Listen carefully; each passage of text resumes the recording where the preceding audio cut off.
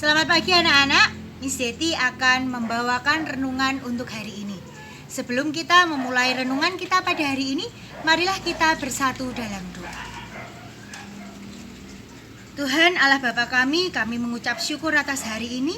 Engkau memberikan kami badan yang sehat, sehingga kami dapat menjalankan aktivitas kami sehari-hari dengan baik. Bapa, sebentar lagi kami akan mendengarkan firman-Mu. Berkati setiap kami, bukalah hati kami, agar kami mampu meresapi setiap firman-Mu. Di dalam nama Tuhan Yesus Kristus, kami sudah berdoa dan mengucap syukur. Amin. Hari ini, Miss Deti akan bercerita tentang anjing Miss Deti yang namanya Black. Nah, sudah siap mendengarkan kisahnya? Ya, mari kita mulai. Anjing tersebut Miss Deti beri nama Black. Mengapa diberi nama Black? Karena memang warnanya yang hitam, jadi Miss Deti beri nama Black.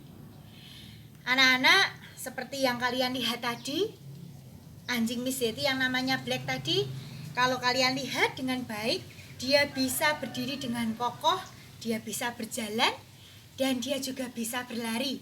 Saat ini dia sudah ada di rumah untuk tidur. Anak-anak, kondisi Black dulunya tidak seperti itu. Bisa dikatakan sangat memprihatinkan. Mengapa demikian? Untuk berjalan saja Black itu kesusahan. Normalnya anjing berjalan menggunakan 4 kaki, 2 di depan, 2 lagi di belakang. Tetapi Black tidak begitu dulunya. Dia hanya menggunakan 2 kaki yang ada di depan saja. Mulai dari perut sampai dengan kaki yang di belakang dia seret anak-anak. Perutnya otomatis terluka. Karena apa? Karena bergesekan dengan permukaan yang kasar. Dulu sempat Miss Deti belikan popok bayi. Popok bayi itu Miss Deti ikat, saya taruh di perutnya, biar saat Black ini menyeret perutnya dan kaki belakang, kulitnya tidak bergesekan dengan permukaan yang kasar dan tidak terluka.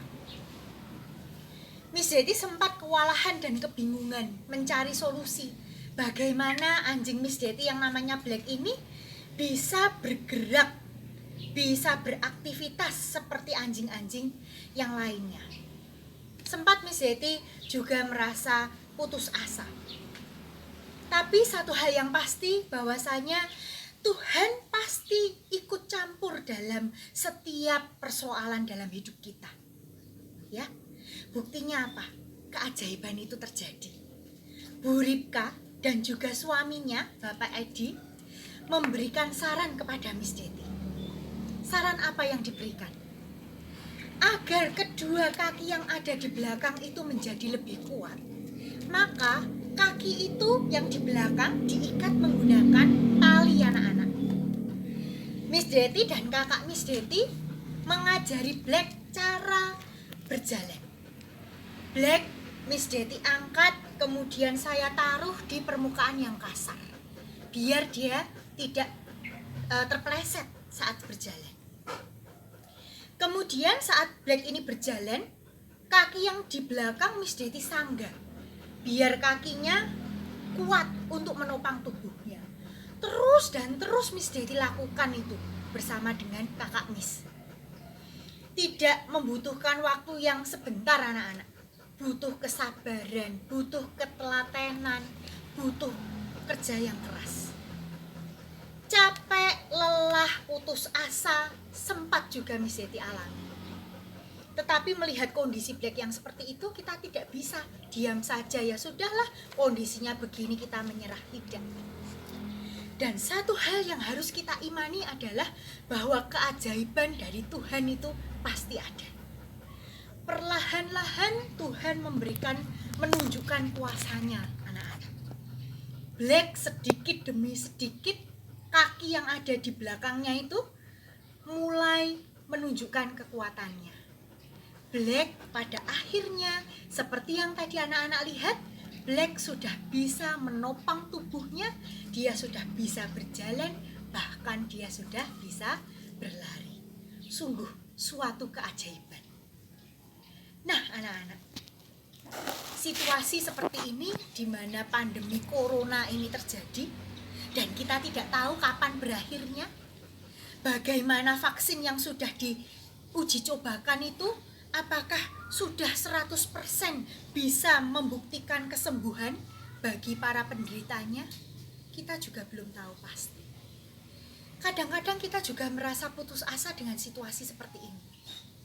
Dulu Miss Deti bisa lihat anak-anak sangat senang sekali berada di lapangan sekolah saat istirahat atau sepulang sekolah untuk bermain dodgeball. Anak-anak bisa berlarian, bisa bersendau gurau, bertemu dengan teman-teman, saling bertukar cerita secara bertatap muka secara langsung. Tetapi kondisi saat ini membatasi kita untuk melakukan semua. Anak-anak menghadapi situasi seperti ini, satu hal yang harus kita yakini, bahwa Tuhan ikut serta campur tangan dalam setiap kehidupan kita, bahwa keajaiban Tuhan nyata adanya. Kita tidak memikirkan ya keajaiban yang besar, keajaiban yang spektakuler ya. Keajaiban yang selalu terjadi dalam setiap hidup kita itu ada. Contohnya apa? Kita bisa bangun dengan badan yang sehat, sudah suatu keajaiban yang luar biasa dan spektakuler. Kita juga bisa bertemu dengan keluarga kita. Kita bisa berbincang dengan teman kita, walaupun itu menggunakan media berupa WhatsApp, atau kita bertegur sapa menggunakan Facebook. Itu merupakan suatu keajaiban juga.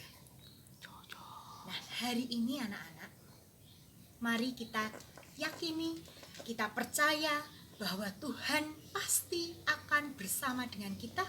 Tuhan tidak akan pernah meninggalkan kita. Keajaiban-keajaibannya nyata dalam hidup kita. Dengan kita mempercayai Tuhan, maka kita akan menjadi pribadi yang kuat. Kita akan menjadi pribadi yang penuh dengan pengharapan dan selalu berpikiran positif menghadapi situasi yang sedang terjadi. Nah, mari kita tutup renungan kita pada hari ini dengan doa. Tuhan Allah Bapa kami mengucap syukur atas firman yang baru saja kami dengar. Mampukan kami Tuhan untuk selalu mempercayai, untuk selalu memegang teguh bahwa Tuhan pasti tidak akan pernah meninggalkan kami sendirian. Bahwa keajaiban-keajaiban Tuhan itu nyata dan selalu kami rasakan. Dan kami yakin Tuhan bahwa kami dapat menghadapi setiap persoalan kami sehari-hari dengan baik. Itu semua karena Tuhan selalu menyertai kami. Sebentar lagi Tuhan, kami akan memulai aktivitas kami. Berkati setiap kami, berikanlah kami kekuatan, berikanlah kami perlindungan agar kami bisa menyelesaikan setiap tanggung jawab kami pada minggu ini dengan baik. Di dalam nama Tuhan kami Yesus Kristus, kami sudah berdoa dan mengucap syukur.